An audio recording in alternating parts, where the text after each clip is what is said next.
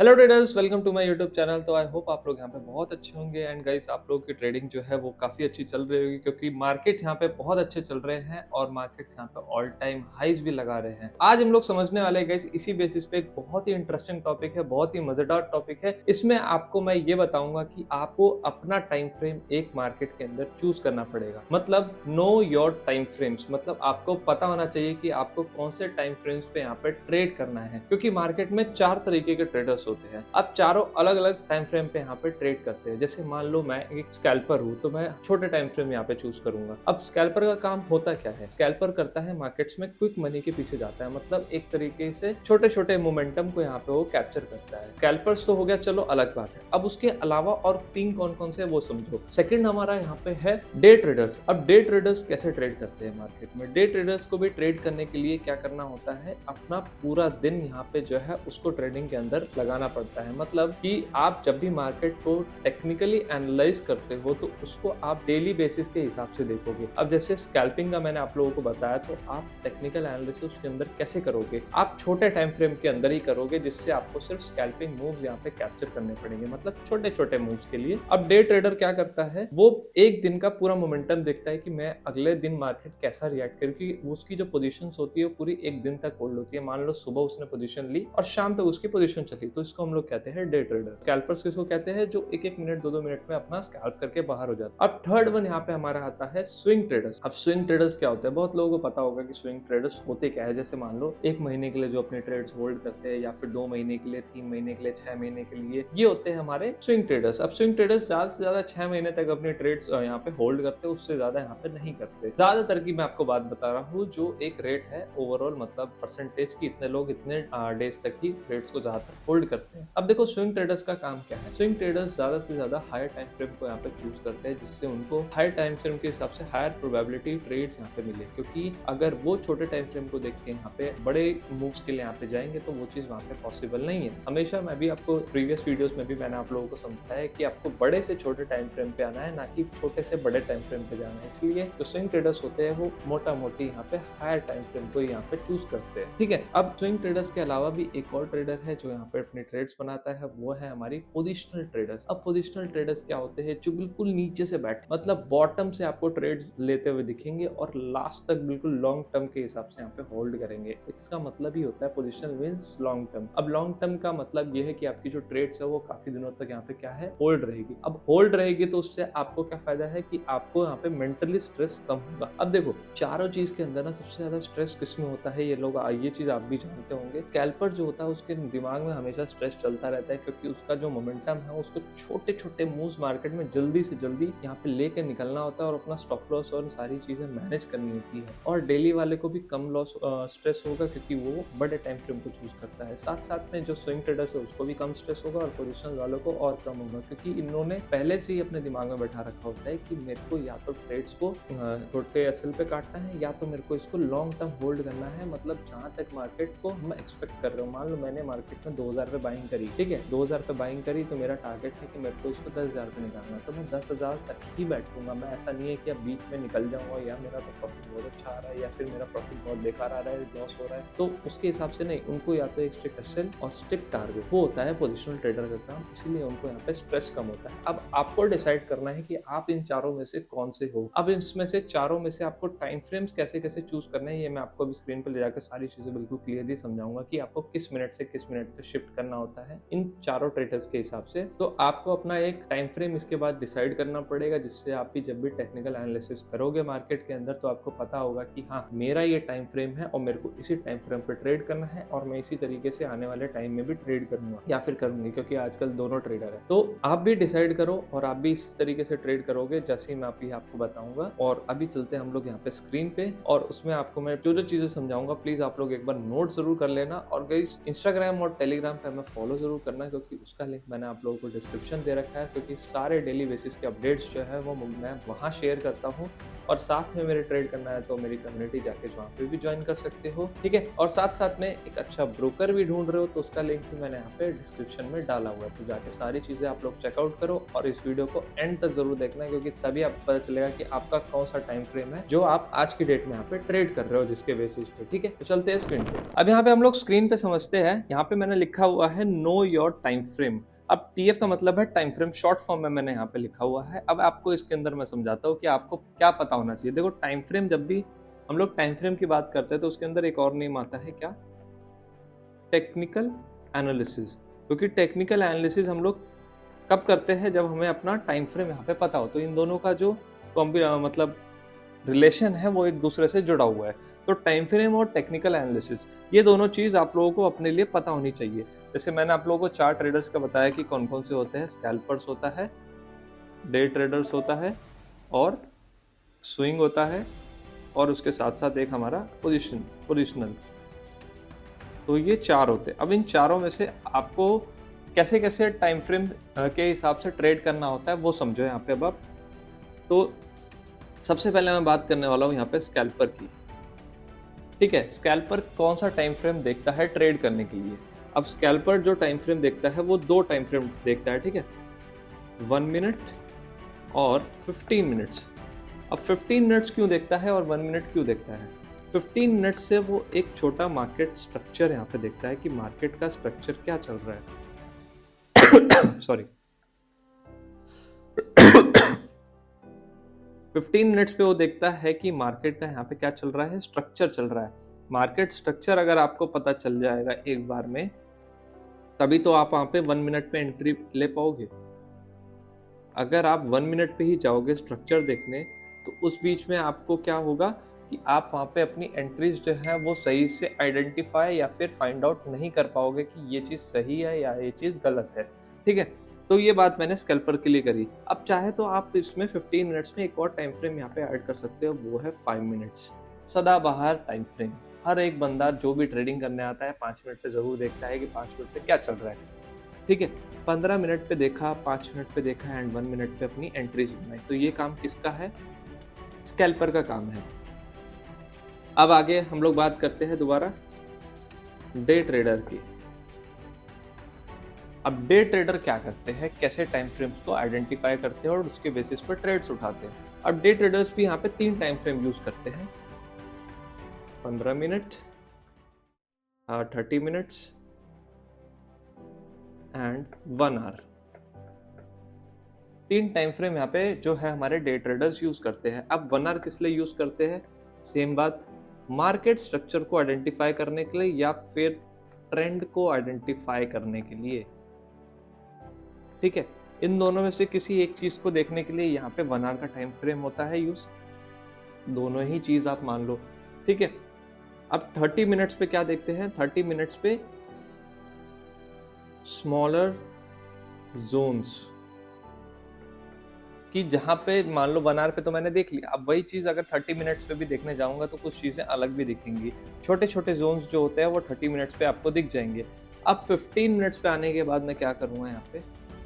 अपनी एंट्री, क्योंकि 15 मिनट्स का टाइम फ्रेम ही एंट्री के लिए सही होता है डे ट्रेडर के लिए।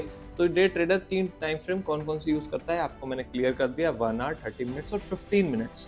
ठीक है, अब हम लोग बात करेंगे यहाँ पे जो है वो है स्विंग ट्रेडर की। अब स्विंग ट्रेडर का काम क्या है? मैंने आप लोगों को बताया था कि वो अपने ट्रेड ज़्यादा से ज़्यादा 6 महीने, 3 महीने, 2 महीने, 1 महीने ऐसे होल्ड करता है। तो उसके हिसाब से आपको यहाँ पर ट्रेड्स बनानी है। स्विंग ट्रेडर कौन कौन से टाइम फ्रेम यहाँ पे यूज करता है? 1 आवर, 4 आवर और 1 डे, मतलब डेली का टाइम फ्रेम। अब आप देखो कि 1 आवर टाइम फ्रेम पे यहाँ पे लोग एंट्री करते हैं। 1 आवर पे सोचो, जिसपे एक डे ट्रेडर जो है वो सिर्फ अपनी मार्केट स्ट्रक्चर को आइडेंटिफाई करता है, और स्कैल्पर जो है वो 1 आवर को तो छूता भी नहीं है। सोचो इतना फर्क होता है स्विंग ट्रेडर और स्कैल्पर्स के अंदर। तभी उनका जो स्ट्रेस लेवल होता है, मेंटल स्टेबिलिटी होती है, वो स्कैल्पर्स से बहुत अच्छी होती है, और वो स्टेबली मार्केट को देख सकते हैं, ट्रेड कर सकते हैं। अब 1 डे पे क्या कर रहा हूँ यहाँ पे? मैं मार्केट के अंदर स्ट्रक्चर्स आइडेंटिफाई कर रहा हूँ। मीन्स यहाँ पे 1 डे पे मैं पता कर रहा हूँ कि मार्केट का ट्रेंड क्या है। 4 आवर्स पे मैंने स्मॉलर जोन्स आइडेंटिफाई किया अगेन। अब 4 आवर्स पे भी मैंने स्मॉलर जोन्स आइडेंटिफाई करा। एंट्री करनी है मेरे को 1 आवर पे। अब आप सोचो 1 आवर पे अगर आप एंट्री कर रहे हो, अगर मान लो मैं 1 आवर पे एंट्री प्लान कर रहा हूँ, तो मेरा जो ट्रेड है उसके अंदर अराउंड 1000 पिप्स से तो कम प्रॉफिट होगा नहीं, क्योंकि मैं एज अ स्विंग बेसिस पे देख रहा हूँ। क्योंकि जब भी आप ना 1000 पिप्स के पीछे जाओगे ना, तो उसके अंदर आपका जो स्टॉप लॉस होगा ज़्यादा से ज़्यादा 150 टू 200 पिप्स ही होगा। मतलब हर ट्रेड में आप ज़्यादा से ज़्यादा 1:8 तक 10 तक इजीली उठा सकते हो इसके अंदर। यही एक बेनिफिट है स्विंग ट्रेडर का और स्कैल्पर का। स्कैल्पर मेनली टू मेनली 1:1 के लिए ही जाता है, और जो डे ट्रेडर है 1:2 के लिए जाता है, स्विंग ट्रेडर है वो 1:3 के लिए जाता है। अब पोजिशनल ट्रेडर की अगर हम लोग बात करें, जो हमारा चौथा है, वो जाता है यहाँ पे ट्रेड करने के लिए ऑलवेज फॉर 1:4। आप इसमें ट्रेलिंग एसएल के साथ इसको एक्सटेंड करके 1:10 या फिर 1:20 तक भी ले सकते हो, एज पर योर चॉइस। यहाँ पे आपकी चॉइस की भी बात हो जाती है। अब इसके अंदर हम लोग कौन कौन से टाइम फ्रेम यूज करते हैं वो समझो। आइडेंटिफाई ट्रेंड आइडेंटिफाई करने के लिए 1 month, 1 week and 1 day. Entry के लिए 1 डे हो रहा है। सोचो गाइस 1 डे का टाइम फ्रेम कितना ही बड़ा टाइम फ्रेम होता है।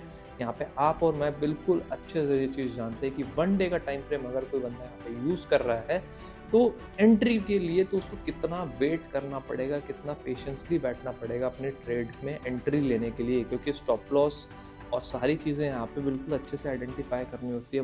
1 मंथ के लिए तो आप सोचो ना, आप 1 मंथ पे अपना स्ट्रक्चर देख रहे हो, तो आपको एंट्रीज कितने दिनों के बाद मिलेगी। आपको 6 महीने भी लग सकते हैं एंट्रीज के लिए, साल भर भी लग सकता है एंट्रीज फाइंड आउट करने के लिए। बट अगर आपने एक बार एंटर कर लिया और आपका टीपी आपको मिल गया, तो आपको आने वाले 2 साल 3 साल ट्रेड करने की भी ज़रूरत नहीं है, क्योंकि वो आपको 2-3 साल के हिसाब का ही एक ट्रेड में प्रॉफिट देकर जाएगा। यही कमाल होता है यहाँ पे पोजिशनल ट्रेडर का, या फिर इसको हम कहते हैं लॉन्ग टर्म ट्रेडर का। ठीक है, 1 मंथ पे वो क्या आइडेंटिफाई करता है, मार्केट स्ट्रक्चर्स। 1 वीक पे क्या करता है, मार्केट को शॉर्टर जोन्स आइडेंटिफाई करता है, कहीं मार्केट उस जोन पे रुक ना जाए या फिर कहीं मार्केट उस जोन से रिजेक्ट ना हो जाए। एक तरह से सपोर्ट या रेजिस्टेंस हम लोग 1 वीक पे भी देखते हैं, और 1 डे पे भी हम लोग क्या करते हैं यहाँ पे एंट्रीज। अब मैं आपको थोड़ा सा ना इस पे चार्ट पे ले जाके समझाता हूँ कि कैसे हम 1 डे 1 मंथ और ये चार्ट्स को ना एनालाइज करते हैं, और कैसे इन चीज़ों को हम लोग एक जुट बना के यहाँ पे इसको यूज़ करते हैं।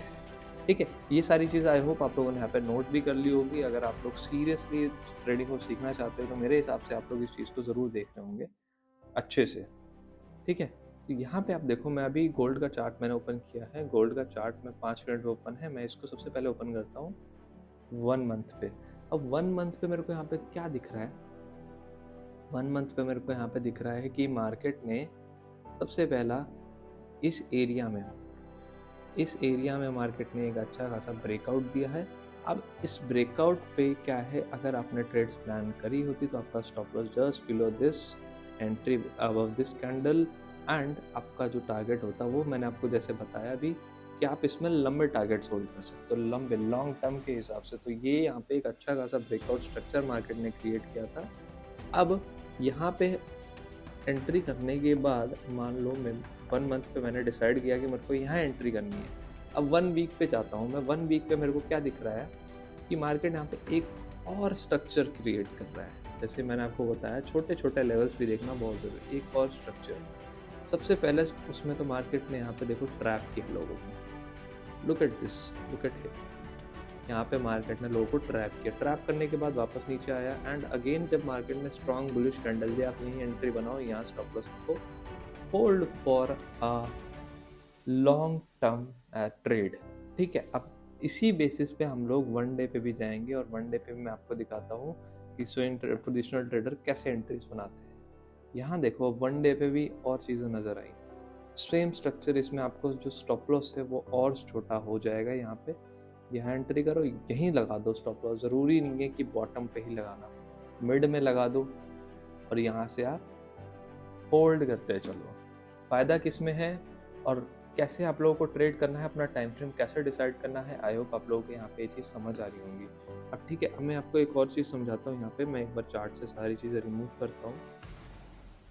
मैंने मान लो डेली का टाइम फ्रेम लिया है, अभी के बेसिस भी आपने, अभी कुछ दिन का जो मार्केट स्ट्रक्चर चल रहा है बिल्कुल ही नेक्स्ट लेवल है। यहाँ पे मेरे को क्या दिख रहा है कि मार्केट ने एक रेजिस्टेंस क्रिएट किया। ठीक है, अब रेजिस्टेंस के बाद मार्केट ने क्या किया, नीचे यहाँ पे सेलर्स को बुलाया।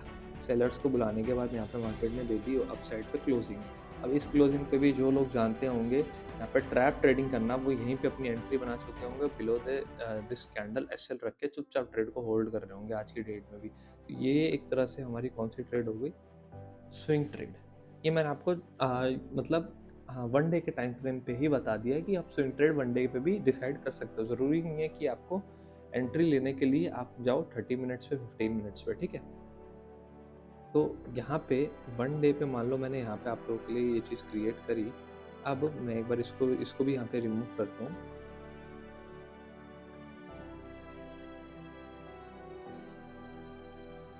ठीक है, यहाँ पे मैंने इरेजर से सारी चीज़ें रिमूव कर दी। अब मैं वन डे से यहाँ पे शिफ्ट करता हूँ 4 आवर्स पे। 4 आवर्स पे मेरे को सिंपली यहाँ पे दिख रहा है कि मार्केट ने यहाँ पे लोगों को अगेन ट्रैप किया है। ट्रैप करने के बाद दोबारा लाया, दोबारा ट्रैप किया। अब उसके बाद इतनी बार जब ट्रैप हो जाता है और बुलिश कैंडल्स यहाँ पे आ जाती है, तो डायरेक्टली मार्केट अपना जो स्ट्रक्चर है वो चेंज करने के लिए ये सारी चीज़ें करता है। अब यहाँ पे भी वही चीज़ें हुई और मैं आपको 1 आवर पे भी अगर ये चीज़ दिखाऊंगा तो सेम वही चीज़ यहाँ पे भी होगी 1 आवर पे भी। यहाँ देखो एग्जैक्टली सेम एक स्ट्रक्चर ही मार्केट ने यहाँ क्रिएट कर दिया है, लाइक एक रेजिस्टेंस। अब रेजिस्टेंस से मार्केट ने यहाँ पे ब्रेकआउट दिया, ब्रेकआउट पे डायरेक्ट ट्रेड ना करके आप रीटेस्ट पे करो, यहाँ पे एंट्री बनाओ, नीचे स्टॉप लॉस रखो, आपका एसएल ही नहीं जाएगा, आपका एसएल ही नहीं जाएगा गाइस, आपका एसएल यहाँ है। और मार्केट वहाँ पे एक बार भी नहीं आई और अभी तक मार्केट देखो स्ट्रक्चर्स क्या चल रहा है। तो इसी तरीके से गाइज हम लोग को पता होना चाहिए कि हमारा टाइम फ्रेम क्या है, हमें अपने टाइम फ्रेम को डिसाइड करके कैसे ट्रेड करना होता है मार्केट्स के अंदर। तो आप लोग आज ही एक चीज़ बनाओ कि आपको एक टाइम फ्रेम पे बिल्कुल ही परमानेंट हो जाना है, बिल्कुल स्विच हो जाना है, जिससे आपकी जो ट्रेडिंग लाइफ है वो काफ़ी ज़्यादा ईजी होती जाए। तो इस तरीके से आप लोग ट्रेड करो और इस तरीके से अच्छी चीज़ें, अच्छे प्रॉफिट्स करो। फ्यूचर में अच्छा से अच्छा आप लोग यहाँ पे फंडेड अकाउंट्स भी क्लियर कर सकते हो, अगर आप लोग फंडेड अकाउंट्स यूज़ करते हो तो, ठीक है। और बाकी चीज़ गाइज जो भी आपको अगर डाउट है आप कमेंट करो, कमेंट में आपके डाउट्स मैं क्लियर कर दूंगा। अगर आपको कोई भी और चीज़ के लिए क्वेरी है तो आप डायरेक्ट हमें टेलीग्राम या फिर इंस्टाग्राम पे जाके हमें डीएम कर सकते हो गाइज। और गाइज चैनल पर बिल्कुल नए हो तो जाके सब्सक्राइब कर लो। और गाइज आपने अगर मेरी एक पर्सनल स्ट्रैटेजी है 21 और 50 EMA की, अगर वो अभी तक नहीं देखी तो जाओ, मैंने डाल रखी है यूट्यूब चैनल पे फ्री ऑफ कॉस्ट है, बिल्कुल जाके देखो, समझो और उस पर ट्रेड करो। बहुत ही अच्छे रिस्क टू रिवॉर्ड है। और गाइज फॉलो करना ना भूले और सब्सक्राइब करना ना भूले। थैंक